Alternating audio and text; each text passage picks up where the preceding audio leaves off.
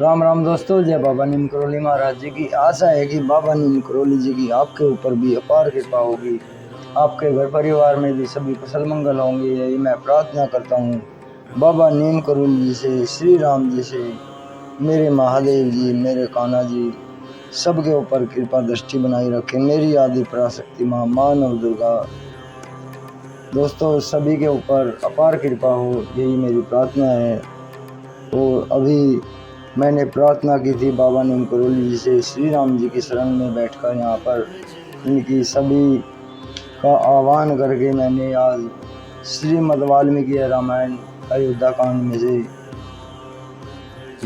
में से ही ये शुरू में जो श्री राम जी के राज्य के नियम लिखे हुए हैं उसमें कुछ मैंने नोट किए हैं और मैं आपको बताता हूँ हमारे राम जी के राज्य में कैसे कैसे नियम थे और उन्होंने क्या क्या सुविधाएं दे रखी थी अपनी प्रजा को।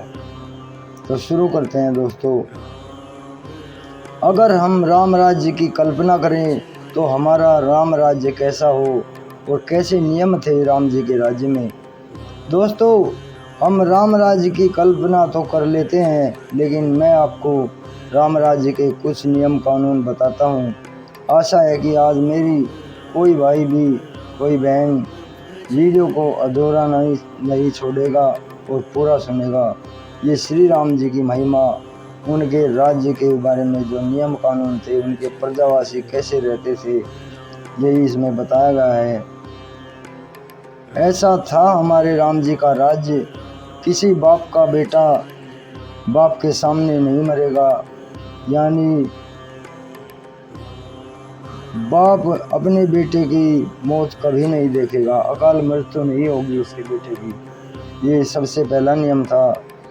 बड़े बुजुर्गों का सम्मान और उनकी आज्ञा का पालन करना, उनके चरणों को छूना, ये उनकी परंपरा थी सभी प्रजावासियों की और बड़ों की भी। गुरु व ऋषि मुनियों का सम्मान व उनकी आज्ञा का पालन करना। किसी भी प्रजावासी की समस्या, राजा की अपनी समस्या होती थी,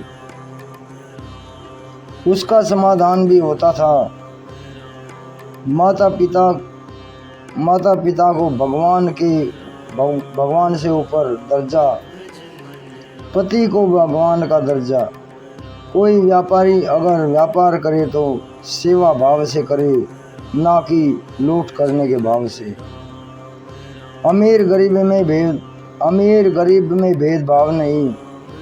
राज्य तंत्र के सभी अधिकारी ईमानदार, प्रजातंत्र में किसी प्रकार का भय नहीं।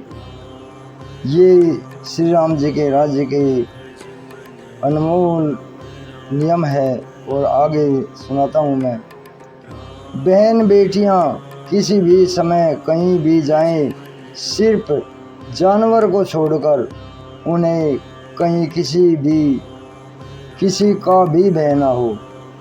तो दोस्तों ये नियम श्री राम जी के राज्य में था। बहन बेटी माँ कहीं भी किसी भी समय जाए, उन्हें किसी तरह का भय नहीं था, सिर्फ जानवर को छोड़कर। क्योंकि अगर जानवर ज़्यादातर वन थे पहले, इसीलिए इसमें लिखा गया है कि जानवर को छोड़कर किसी भी व्यक्ति का भय नहीं होता था माँ बहन में। जहाँ पर हर समय राज्य मंत्रियों में प्रजा की भलाई के लिए ही चिंतन होता हो। तो दोस्तों इसमें ये लिखा है, जहाँ पर राज्य मंत्री जब मंत्रणा करते हैं, जो हमारी राज्यसभा है जैसे, उसमें प्रजा की भलाई के लिए ही चिंतन होता था।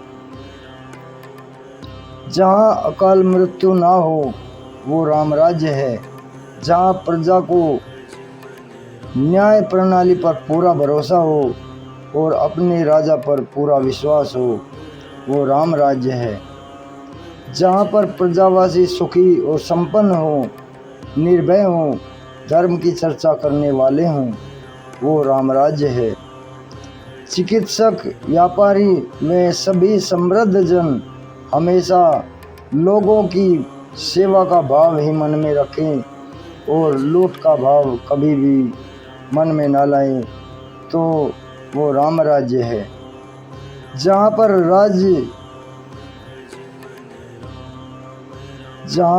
राजा सभी धर्म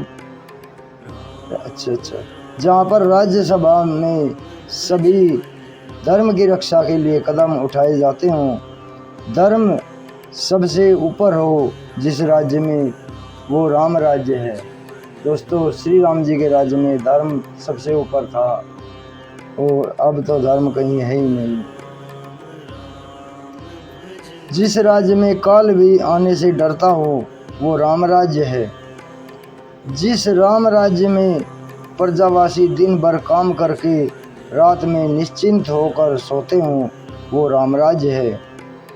जिस राम राज्य की युगों युगों तक दुहाई उदाहरण दिए जाते हों, ऐसा राम राज्य है। जहाँ पर नारियाँ रोज मंगल गीत गाती हों, वहाँ राम राज्य है। जहाँ पर हर्षोल्लास से उत्सव मनाए जाते हों, धार्मिक गीत गाए जाते हों, वो राम राज्य है। तो दोस्तों, ऐसा था मेरे राम जी का राज्य। मैंने तो ये कुछ भी नहीं लिखा, बस थोड़ा मुख्य सी बातें लिखकर चुन ली दोस्तों। बस आपके भाई के जो गलती हो गई हो मुझसे, तो उसे क्षमा कर देना। अभी आज्ञा लेता हूँ बाबा नीम करोली जी की, श्री राम जी की, माँ सीता की, मेरे महादेव जी, मेरे कान्हा जी, मेरी आदि पराशक्ति माँ जगदम्बा आपके ऊपर सदैव कृपा दृष्टि बनाए रखे। मैं यही प्रार्थना करता हूँ। मेरी सभी जो भी आपकी शरण में बैठकर पूजा भाव होता है, वो मेरे सभी भाइयों को मिले, यही मेरी प्रार्थना है मेरे भगवान। जय श्री राम, जय बाबा नीम करोली। तो दोस्तों, इस वीडियो को अपने आप भी देखें और आगे भी शेयर करें, यही मेरी प्रार्थना है और कुछ नहीं। आपका भाई आपके सहयोग का भूखा है। बाबा जी ने तो मुझे राह दिखा दी है, आपका सहयोग मिला तो मैं अपने धर्म के लिए अपने बाबा की शरण में पड़ा प्रचार और उनकी आज्ञा का पालन करता रहूँगा। जय बाबा नीम करोली।